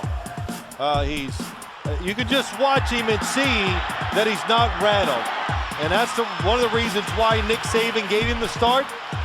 I said it earlier, every time he's gotten on the field, real game or exhibition, he's played well. Only one bad play today, just one. That was the interception right before halftime. And that led to a field goal to give the Colts the 17-6 halftime lead. And Lemon tries to take off. But again, it's Cato June setting him back a yard. Yeah, this was a design run again by Cleo Lemon and the Miami Dolphins. They're going to fake it. He's going to follow him. Expecting the defense to overreact to the run. Oh, there's no fake. It's just a lead block. But again, you just cannot predict this defensive line where they're going to run to. Anthony McFarland with another big play. Had a big sack on the Dolphins' opening drive. Without a helmet. 3rd and 13. Lemon zips it and has Booker down to the 8-yard line. What will be the call on 4th and about a yard to go? We were talking last night to Nick Saban about situations just like this. He thought he would be more aggressive, more tempted to go for him. Yeah, just because. Nice move. Good hesitation by Booker at the line of scrimmage. Dwight Freeney. They got him double teamed. My gosh, even when you double team him, he gets completely free. Well, he thought about it for a good long while and eventually opts for the field goal option. Only reason he goes for it, Jim, you said it, he thought he might be more aggressive. Of course, 20-12, they're only one score down. Right, make it a one-possession game, and the kick by Mare. Driven through from 27 yards. Got him out there in a hurry. So a one-possession game it is, 20-12. 4 field goals by Olindo Mare. He'll go along with 4 touchbacks. They've scored only 1 touchdown, the Dolphins, in the last 11 quarters.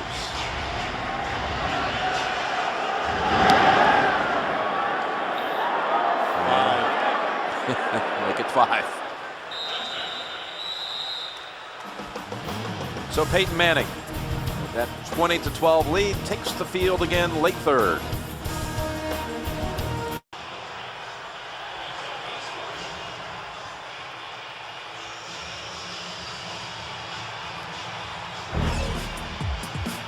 Well, we talked about Peyton Manning today, or especially the last few weeks. The play that they've really used a lot, the outside receiver coming under short. Nick Saban said it's almost impossible to stop. And you know what? I agree. And Nick Saban actually was giving me a little coaching clinic last night, showing me all the reasons why that it's so tough, why you just can't defend it, and it made sense. Of course, it's taken me about 20 minutes to explain it to the audience if I tried to. But you learned something. I did learn, yes. Because I've actually, as a player, ex-player, watched all the films and go, why can't teams stop this? The only way you can is to be aggressive and play man-to-man. Nobody wants to do that all the time against the Colts. Again, operating with Clark in the slot. They There come it back is. over to Harrison. And a flag thrown from the umpire. Jim, that was the play we just illustrated that they throw to everybody now. Actually, the back judge, Richard Reels, throwing a flag. Pass interference, 44. Offense. 10-yard penalty.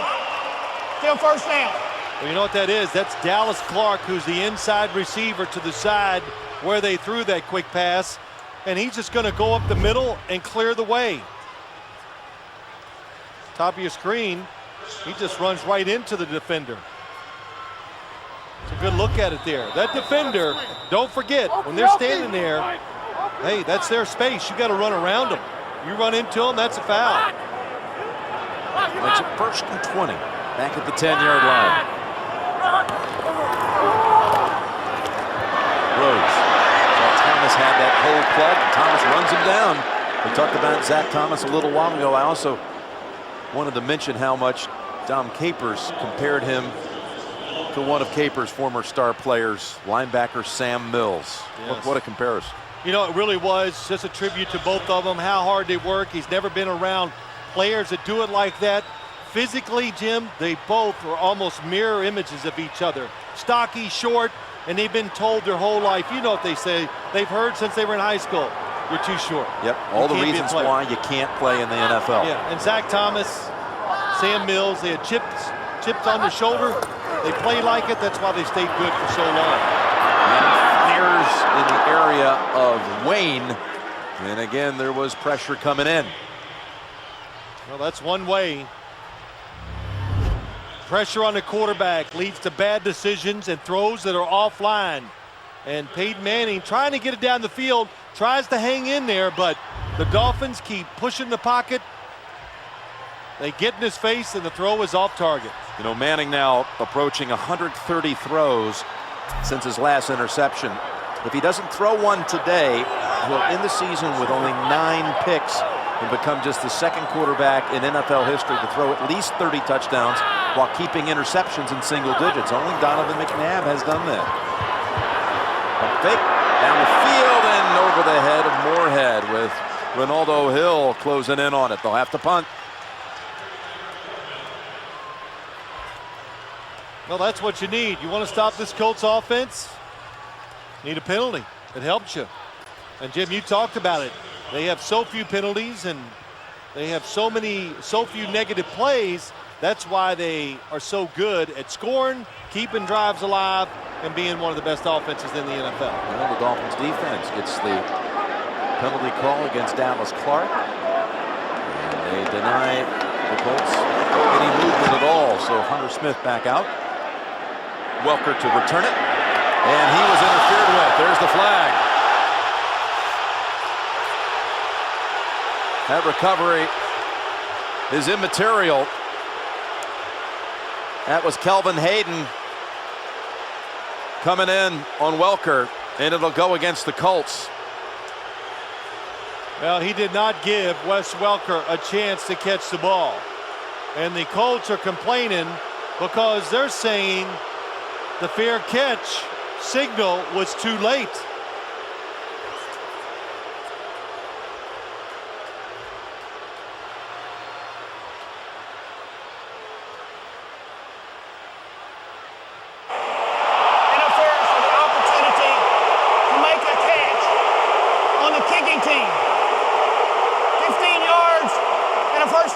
And the Dolphins will be set up now in Colts territory.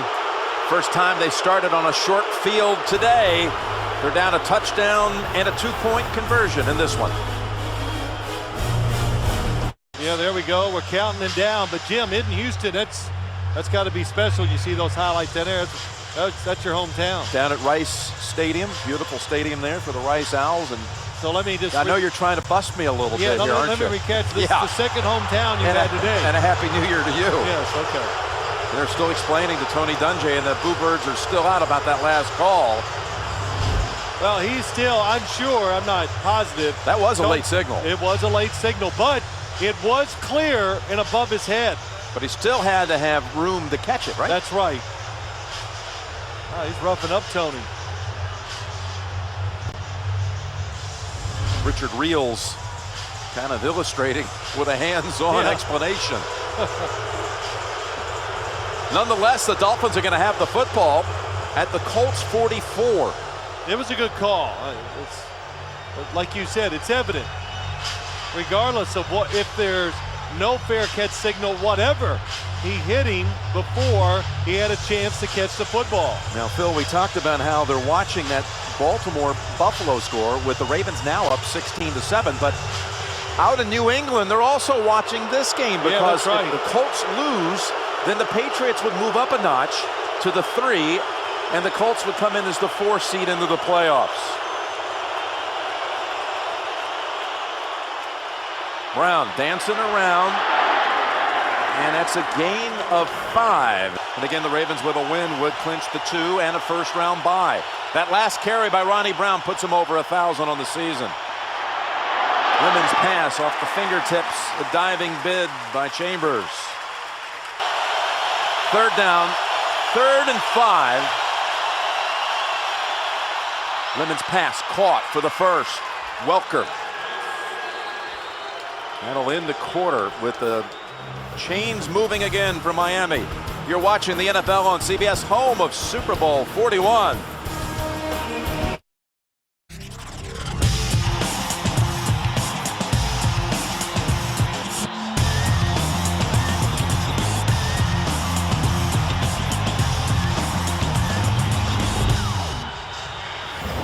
Year's Eve in Indianapolis, and a Happy New Year to all of you as the Dolphins are hanging tough, starting the fourth quarter, driving at the Colts 32. Jim Nance with Phil Simms. And Ronnie Brown, a newly minted 1,000-yard rusher, adds 2 more. And we're still trying to sort out things in the AFC. We do know this. The Jets earlier today with their win over Oakland clinch a berth in the playoffs. Denver must win to get in. If the Broncos lose, Kansas City will make it. Think about this, Phil. Coming into the day, the Chiefs needed not only to win their game, but they needed a Tennessee loss, a Cincinnati loss, and they need a San Francisco win to get in. So far, things have fallen into place as the Niners have come from behind to take the lead on the Broncos. Second down, and Lemon goes over to Brown. Makes the juke, gets to the 20 for the first. A 10-yard gain. This Cleo Lemon talked about how much confidence he gained here at that combine on this very field some 5 years ago. Yeah, well, what he learned as he was working out for that combine, he goes, shoot, it was with Drew Brees, yeah, Michael Vick, Chris Winkie off a Heisman, Quincy Carter, and he just looked at him and you go, physically, I can hang in there with most of those guys, and he absolutely can in the throwing department. He has a beautiful throwing motion, tremendous rhythm to it, and he's showing he can handle the pressure here today. First down to the end zone and over the head of a well-defended Randy McMichael. He said, looking at them, it gave me confidence. I can do that. But, you know, he found out later he had failed every team's physical here in Indianapolis because of this partially torn ACL that he had played his entire senior year with at Arkansas State and didn't know it. He found out draft day. Why wasn't I drafted? Well, everybody flunks you on their physicals, but nobody tells you until it's over. Draft was over, so he did it the hard way. Went back to Arkansas State as a part-time coach. Second down carry, it's Brown for 4 yards. He actually ran the scout team in the Arkansas State practices. So that was my rehab. I said, how'd you do? He goes, oh, I tore him up every day. But then his journey, Phil, he, sitting out that year of football, he went to the Ravens as a practice squad guy, got cut by them, sat out another year, substitute teaching a bit, to San Diego, practice squad, eventually in 05 traded for A.J. Thiele. Yes. And a draft choice. They make the change between the Chargers and the Dolphins. Yes. And he was excited because he knew the opportunity was better in Miami than San Diego. Well, they need to find the end zone. They've got 4 field goals to account for today. 3rd and 6. Pass. Never a chance as Jason David was never going to let Chris Chambers get away from him. The pass thrown incomplete. Yeah, he had what he wanted to the outside. It's one-on-one, but when you play this team, Jim, you just can't appreciate how fast you have to get rid of the football here in this dome against Indianapolis's pass rush. And that time, Dwight Freeney, Robert Mathis, they get in there. They're there almost every single time as the quarterback lets the football go. 34 yards, and Mare is on the mark for the 5th time today. 20-15. Things tightening in Indianapolis.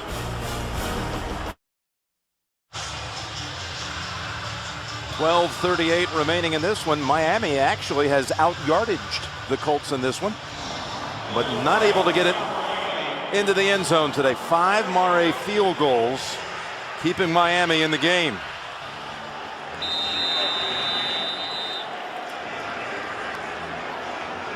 Colts trying to win to assure at least a 3 seed, and possibly if Buffalo can somehow storm way back, move up to the 2 line in a first-round bye. And the kick fallen on finally by Darrell Reed.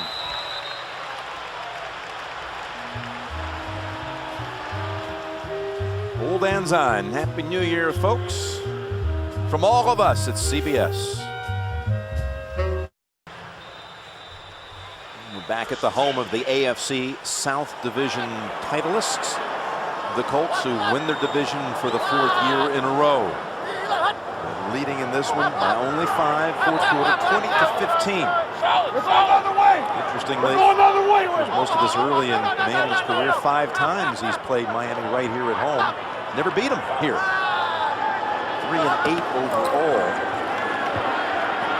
Manning throws to Wayne, who shakes free and does a nifty move on Zach Thomas, who is able to regain some traction and make the tackle. He escaped Travis Daniels initially, picks up 17. Well, Peyton Manning sees it's a blitz, and that's all the Dolphins talked about. Anytime they blitz and have single coverage outside, he is going to throw it to the sideline. You go, well, why don't they stop it? Because they also do double moves on that sideline, and if you come at the receiver too hard, they'll run by you for a touchdown.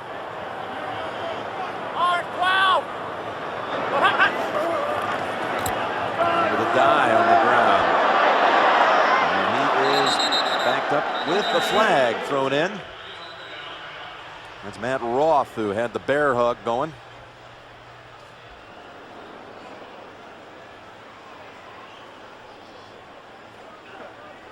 This Miami team playing the last month of the season. Illegal block in the back, 73, offense. 10-yard penalty, first down. With all this speculation surrounding the future of Nick Saban, who has denied that he's going to take the Alabama job numerous times. Of course, we asked him about it last night. Ooh. And he said, guys, hey, I've decided never, ever again am I going to ever talk about my situation during the middle of the season. It's not going to be open for discussion ever again. He is so tired of being saddled with the questions. Yeah, well, it's disruptive. It's disruptive to his team. But, you know, some of it's created by what you've done in the past. And, yes, I finally got the courage up to ask him, and because you wouldn't. Hey, thanks. No, you didn't give me the window of opportunity. Yeah. It was coming. Here is Manning up top, and Clark! What a catch! Reels it in with one hand and somehow keeps it off the carpet for 30 yards. Yes, and what it does, Jim, that time it was a play-action fake by Peyton Manning, and what we've said it many times today. Always think pass. When it's play action, think pass. Don't get caught looking at the runner. That time the defense did. That's why Dallas Clark was wide open down the middle, and you're right, what a catch.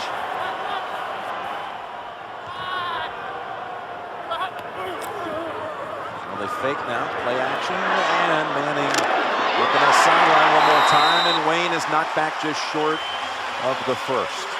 Wayne Huizenga, the owner of the Dolphins, though, saying just a couple of days ago that he would be shocked if Saban wasn't his coach next year. They're going to get forward progress, by the way, on that last play. Wayne enough for the first down.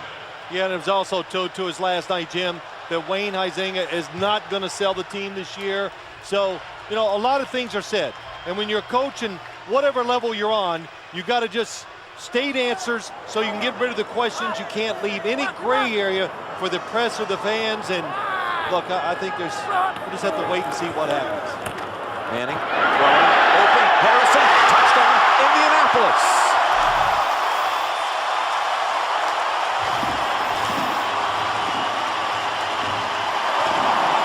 Marvin Harrison made the move that completely faked out Michael Lehan and Jeremiah Bell.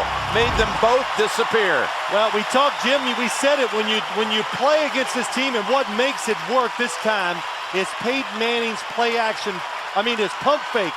That's what really holds the defense. That little pump keeps Michael Lehan short. The safety can't get over there back in front of the end zone, and it's an easy touchdown for Marvin Harrison and Peyton Manning. 122nd touchdown of Harrison's remarkable career, and for Manning, his 275th touchdown pass. Just amazing stuff. The most prolific combination, quarterback, receiver, NFL history. 106 times to pay dirt. You look at Peyton's remarkable numbers. That career 2-to-1 touchdown to interception ratio. Number 275 of his career. And a touchback. That's like Mike Arnold picking up a check. It's coming. Yeah. Sorry, Mike. Next year. Director of our games. And Ronnie Brown for no gain. What did you see on that touchdown? Well, here's what I see. Remember, Dallas Clark caught a long one down the middle. So the Colts know this. Outside, here goes Marvin Harrison, and watch Michael Lehan go for the fake by Peyton Manning. The safety does not get outside because he's trying to make sure somebody doesn't go down the middle like Dallas Clark, which happened earlier. And again, the Colts take advantage. They did something, you stop it, or they have success. They come back to it and take advantage of you. Lemon fires it in there, and it's broken up. Trying to hit Chambers. You know, you've said it earlier in this game about how Indianapolis is going to be such a tough out once we get to the postseason. A lot of people, though, in the last few weeks reading so much into these losses, saying, hey, there's no way. I heard Boomer talking about it. You guys discussed it on the NFL today. Yeah, they just dismiss it. But if you look at the body of work by the Colts this year, if you take one game out, one over a long year, they've had a chance to win every one or won it. You know, of course, they've won so many games, but even when they lost, Jim, 3 of them they were leading or had a chance to win at the very end of the game. And that one game, that one huge misstep was against Jacksonville. Flag on the field. Oh, wait till you look at that attempt. Chris Chambers just laying out for that one. And he's still down because he fell on the ball, I'm sure. Looks like McFarland. 5-yard penalty. Yep. Still third down. That was a free play for the Dolphins. They'll take the 5 yards. McFarland offsides. There's the jump. Anthony McFarland trying to get a quick jump on the obvious passing situation. Oh, right on top of that football. People think, well, does it hurt that much? You can knock the breath out, but you could also break your ribs when you fall on that football. Timeout.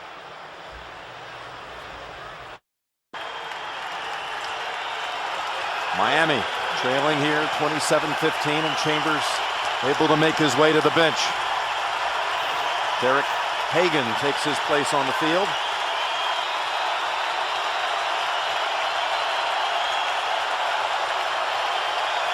Third and 5.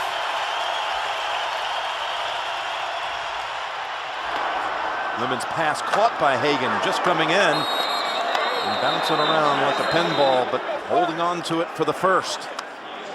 Hagan, a good-looking big target, prospect out of Arizona State. Yeah, and I'll tell you 2 things, Jim. What a throw by Cleo Lemon. Hard, right to the spot on the sideline. And Hagan, acting like a veteran receiver, gets up, protects himself, and keeps Jason David from coming in and breaking the pass up. Inside of 9 minutes.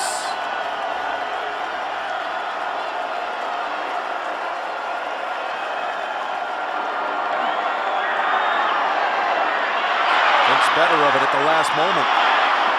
Morris giving chase and stepping down the sideline for a gain of about 3. So Chambers still out. We've got Hagan to the near side. Marty Booker wide to the right. With Welker in a slot. And Lemon's pass broken up. That was Nick Harper getting a hand in there. Well, this Colts defense, they must be going, this is what it's supposed to be like. A lead. Here we are in the 4th quarter. The other team has to throw the football almost every single down. That's what they were used to over the last couple years. The strength of the team is its pass rush.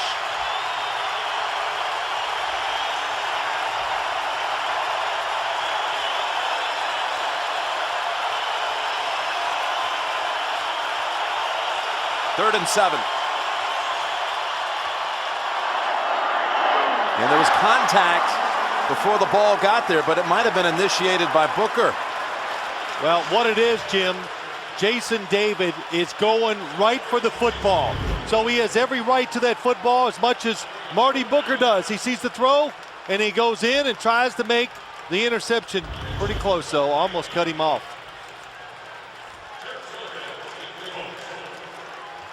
Donnie Jones called on to punt to Wilkins. He's had 19 punts this season of 50 yards or longer.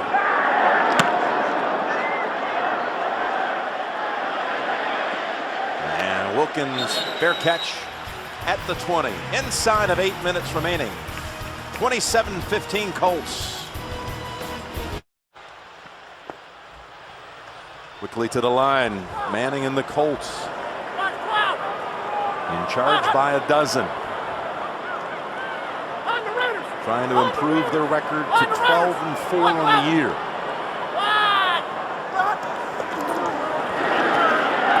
And Rhodes ripping off a run of about 6 yards. For those expecting to see 60 minutes, you're watching the NFL on CBS, the Dolphins and the Colts. Jim Nantz with Phil Simms.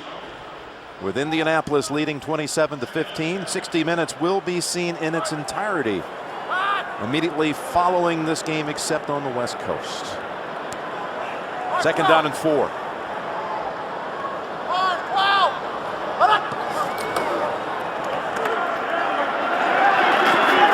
Rhodes again, this time only for a yard.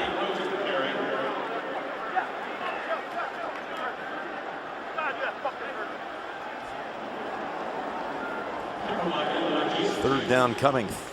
3rd and 4, we'll call it.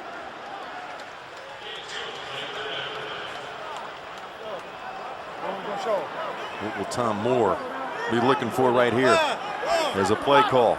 Well, they're the best in the league at doing it. He says, Payton, just call it, make it work. Best at 3rd down, too, again in the last quarter century in the league. This edition of the Colts. 6:30 to go here in Indianapolis, and the ball tipped but caught by a dive for a 1st down and all the way out to the 46-yard line. And the Colts can now burn up another couple of minutes at least off the clock. Jason Taylor had gotten a hand on that, tipped it, but Adai, the rookie, stayed with it and gains 18. Yeah, that's got to be frustrating for a defense. They're trying to get off the field. They tip the pass. The coverage is good, but the tip pass throws off the timing of the defense. And Joseph Adai, they just take turns on who's going to be the receiver, picking up a big 1st down.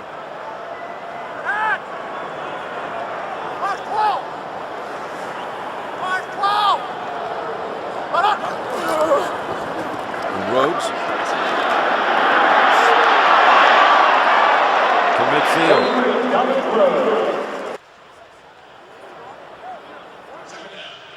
Well, Tony Dungy drawing near the end here of his 5th regular season in Indianapolis, and with a win today, if they win this game, his record will be 60-20 in his 5 years in the regular season. That's a 12-4 average. Well, we didn't even talk about it. He thought this game was so important because the competition is so close. Rhodes bouncing around, and he's near another 1st. Jimmy thought the competition was so close that it was important to keep the 3 seed, just because the way things are going in this league now, the 1st and 2nd seeds, they can lose in that 1st round of the playoffs. You win, you could be back here for the championship game. Said, you never know. We could end up, let's say, New England goes on, wins a couple of games, and things. And they win a couple of games. They win a couple of games. They could end up, because you secured at least the 3 today with a win, you could end up hosting the Patriots here for the AFC Championship game. Right. That was Tony's way of thinking. Well, you always got to, of course, you got to think ahead. You just can't ever give up one of these games unless you've been like the Colts in the last couple years, where you could lose and still be the #1 seed. Dolphins just utilizing their 1st timeout. And again, this final day of the regular season, with the Jets clinching a playoff berth today and Denver in a fight to the end, needing to come from behind to beat San Francisco to grab the last spot. Well, that's what we're waiting on. What's going on with Denver? Can they pull it out? And actually, if they got in, they would be the 5 and the Jets would be the 6. The NFC is, well, it's all worked out after the early games today. Dallas losing to Detroit, and the Cowboys, alas, not giving themselves a chance to win the NFC East. They would have needed help. They would have needed then for Atlanta to beat Philadelphia. But the Cowboys settle in at the 5. They'll be taking on Seattle, and the Giants against Philadelphia next week in wild card action. Third and less than a yard. Stumble, and the ball is out, and it's picked up by Jason Taylor. Well, what a sudden change here. Yeah, it is. It's Jim, I think what happens, Peyton Manning gets stepped on as he's trying to get away from the center. So that just throws off the timing. Looks like it could be a good handoff. Hard to tell from that angle, but the last thing, of course, the Colts want to do is fumble it. Manning stumbles, gets hit. And Jason Taylor alertly pick it up. I tell you, when he gets his hands on it, he knows what to do. He's already returned 2 interceptions for touchdowns this year. I really couldn't tell who hit. It looked like Dylan Gandy, maybe. The left guard hit his foot and made him stumble. So Miami, with the takeaway, takes over at the 39. Lemon hits his target, Booker, to the 30-yard line and a gain of 9. There you go. That was the Indianapolis Colts play. Clear it out, bring the wide receiver underneath. You saw Chambers shaken up earlier. He's back in, and he is set wide to the left at the bottom of your screen. We hear that the Chargers have just won to clinch the 1 seed as Lemon fires down the field. What a grab! That is Chambers climbing up and pulling it down. Gain of 18. It's probably a bad decision by Cleo Lemon, but Chris Chambers just goes up and takes the football, catches, tough catch, face mask that was not called after the catch. Looked like Bethea had definitely a face mask call, but no flag. As you saw, the Chargers win it over Arizona today. Lemon, pass, caught at the 1. That's Welker. What you should do is come up, hurry up and line up, and it could be a quarterback sneak. A lot of teams have this in. And it is. The flag's first. Procedure penalty. And that's a critical one. He'll take it back from the 1 to the 6.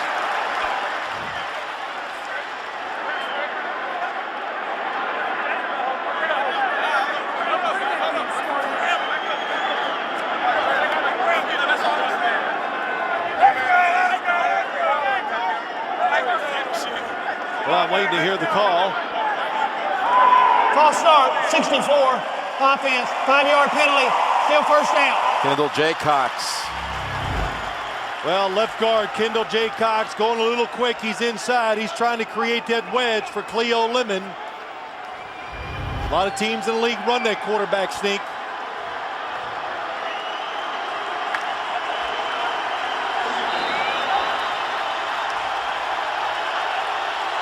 I'd like to welcome those of you who saw the Ravens win today. It's just gone final. Baltimore locking up the 2 seed. Dolphins trying to go in the late going against Miami. Lemon has a touchdown pass. Randy McMichael hauls it in from 6 yards out. This coming just after a fumble on 3rd and inches to go for the Colts, recovered by Jason Taylor. And Miami zip, zip, zip right down the field and a touchdown. Well, what I don't like here, if you're the Colts defense, you can't drop too far into the end zone. You have to protect the goal line, and Cleo Lemon used his eyes. He made him move just enough, and he drilled the football in there for the touchdown. And Murray brings him that much closer, 27-22. Here's what comes over the middle here, but watch the linebackers drop. They create space. And all you need, the throw is so short. Oh, wow, that is too easy. The throw is so short, you need such a small window. So Cleo Lemon's going, hey, Kendall, good job jumping that false start. Now it got me a touchdown pass. Right. And I'd rather have the touchdown pass than the touchdown rush. Absolutely. The snake. All right, let's sort it out here, Phil Simms. In the last few minutes, a couple of crucial games have gone final. San Diego has won over Arizona. They are the 1 seed. They've got home field throughout. And Baltimore locks up the 2 with its win over Buffalo. So now, if Indianapolis holds on, wins this game, the Colts will be the 3, New England the 4. Again, the Jets are in, and Denver must come from behind in the fourth quarter to get the final berth from the AFC side of the playoffs. Should they lose, the Chiefs are in.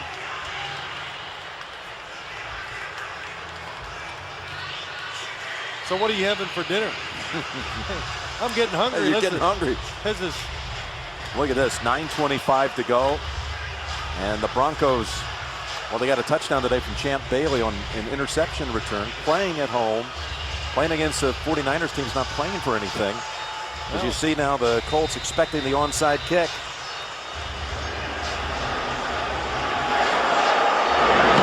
Kick it away. Right over the head of Dominique Rhodes. Next Sunday, the wild card proceedings begin, and we will be with you next Sunday with a wild card playoff game. Just waiting for all the results to come in and the schedule on the AFC side to be set, and it all begins with our gang in the studio with the wild card weekend with these four wild and crazy guys: JB, Dan, Shannon, and Boomer. Wild and crazy? And Boomer. He was. Boomer won the season pick'em deal. That's a shame. Boomer's throwing that love out today, wasn't he? To you. Yeah, being nice. You know, I don't like it. New Year's resolution. Yeah, I guess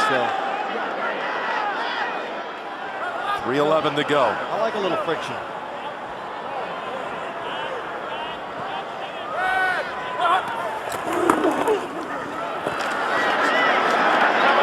That's a die hopping around, able to collect 2 yards. Well, Jim, let's look at this game, though. The Colts, if they don't fumble the ball, they probably it's almost going to be over because they're going to drive the Dolphins back. Even if they punt so far back, time is going to be a major issue. But the fumble gives them new life, and now here you see the Colts in a 2nd and 9 trying to find a way to get a couple first downs to run out the clock and keep their number 3 seed. Miami has 1 timeout remaining. Didn't take Cleo Lemon and the Dolphins long to pounce on that takeaway after Taylor recovered it and forced it, his 10th forced fumble of the season. Tremendous catch by Chris Chambers was the key play in that drive. Flecko lining up as a fullback. He caught the touchdown early in this game, and a dive, plowing ahead for a first down. That's impressive. This is a Dolphin defense that can stop the run, and they just line up. They say, hey, we got Klecko in at fullback. We're going to run it, and look at the push in a big gaping hole. You knew Klecko took on here? Oh, he got Zach Thomas. Yes, he did. Zach Thomas does the right job, though. He comes up hard, takes on the blocker, stops at hole, but it's the backside of the defense that over pursues and lets Joseph Adai cut it back and pick up the first down. And Miami calls its last timeout. You know, too, here's the other thing, Jim. You think of this Colts team, you think finesse. I don't know what you think about the offense, but they can line up and they can pound it at you more this year than ever before. And you even heard Peyton Manning say it. Joseph Adai, if teams, which they do, play us a little soft because they don't want to give up those big plays, he goes, Joseph Adai hurts them with the running game, and he hurts them catching those short passes and picking up the extra yards. Adai averaging about 5 yards a carry on the season. Just a fraction, 4.96. Something that Edgerrin James, he never averaged that. His best ever was 4.6 yards back in the 2004 season. And it's Adai again. And that's about 3 more to the total. And again, the Dolphins can't stop it. Just the 2-minute warning to help their cause. You know, as they were getting ready to run that second down play where they picked up the first down, Jim, I just said, this has got to be a pass. And then when I saw Klecko in there, I go, wow, this really limits what you can do throwing the football. But no secrets, just the continuing progress or maturation of this offense by the Colts. 7 years, it's just been building. Impossible to stop it for a whole game. And they do have to snap one more time before the 2-minute warning. And a dive tripped up near the 39-yard line. So 2-minute warning here in Indy. You're watching the NFL on CBS, home of Super Bowl 41. Third down here in this, the crucial play for the Dolphins and the Colts. First down, Bartlett closes out the 3 seed, and the dive is denied. That's Ronaldo Hill coming up to make the play. And we will see the Dolphins with one last chance. Could Cleo Lemon, in his first NFL start, come out here and drive a team down the field? Well, one of them was about a 40-yard drive in the last 4 minutes and win a game. Funny stuff, 4-8. Welker, that dangerous returner, had a big kickoff return earlier in this game, had 8 punt returns for touchdowns at Texas Tech. And a timeout called by the Colts. First team timeout.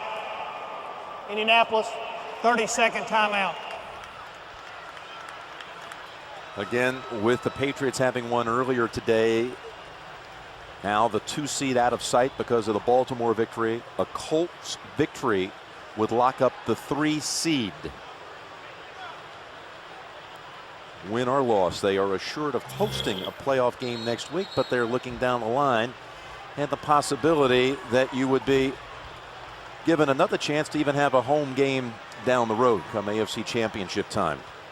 Again, the 49ers still leading over the Broncos out west. If things stayed that way, and if the Colts were to hold on and win this game, you could be looking at a Kansas City at Indianapolis wild card game next week, and the Jets against the Patriots. Good job. Let him go. In over in by Smith. Welker ready to run from the 20. Tripped up by the ankles. What a fine play that was by Keith O'Neal. After a 39-yard punt, no return. No yards on the return. Here comes Lemon. Well, Jim, the big thing against Cleo Lemon in this situation, not only does he need a touchdown, he only has 1 minute and 3 seconds, but no timeouts.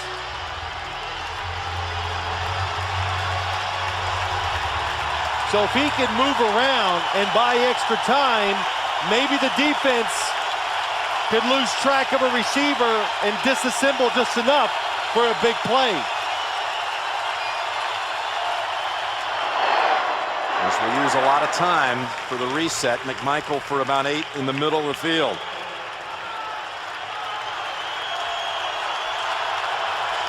Down to 50 seconds. They're rushing 4. Freeney, though, lined up as a tackle, and Lemon down the field incomplete. A loss, and the Chiefs are in the postseason. Welker. First down at the 34, but we're at the 32nd mark. And a quick spike to stop it at 28. Well, there's no question now, Cleo Lemon has got to take a chance. And he did the right thing. He got a first down. He's moving it up, but you take a chance. And what I mean by that, Jim, it's 50-50 if it's complete or intercepted.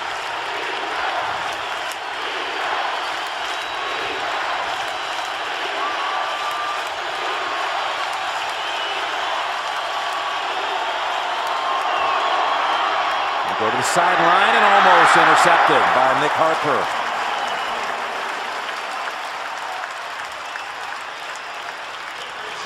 Excellent job. That was really well orchestrated by Cleo Lemon, faking it down the middle and trying to throw it deep down the sideline. It was caught by a Dolphin. Watch this. It was caught by, you ready for this? On the deflection? Nick Saban. Nick Saban. Ooh, boy, and he avoids the tackle. That's dangerous. Maybe this time you fake it outside and try to hit a receiver going down the middle.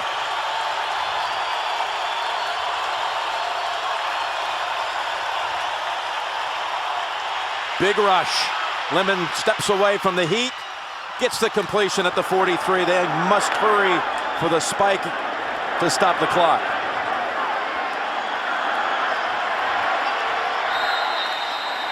That's a great job by the offense. Everybody getting set. And now what you've done, 7 seconds, that's probably going to be just enough time for one throw into the end zone. It was 24 yards to McMichael to give them a breath of a chance. Talking about the 3 or the 4 for Indianapolis, but can you imagine how bruising it would be to the psyche of this team going into the playoffs if their defense yielded 2 touchdowns and a game winner in the closing seconds?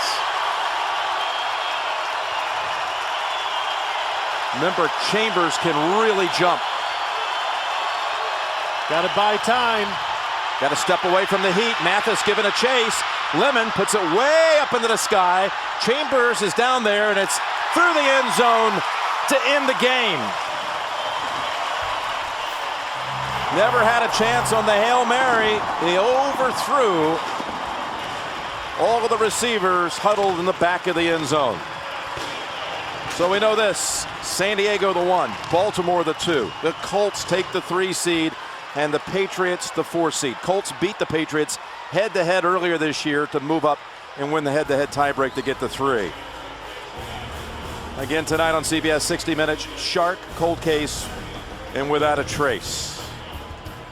Thanks for spending part of your New Year's Eve with all of us here in Indianapolis. Partner, I'll see you next year. You got it. We'll be next week on the wild card playoff scene. In the meantime, for all the crew on hand here, Lance Barrow, Mike Arnold in the truck, and that remarkable production and technical crew, Jim Nance and Phil Simms, wishing you all a Happy New Year. You've been watching the NFL on CBS.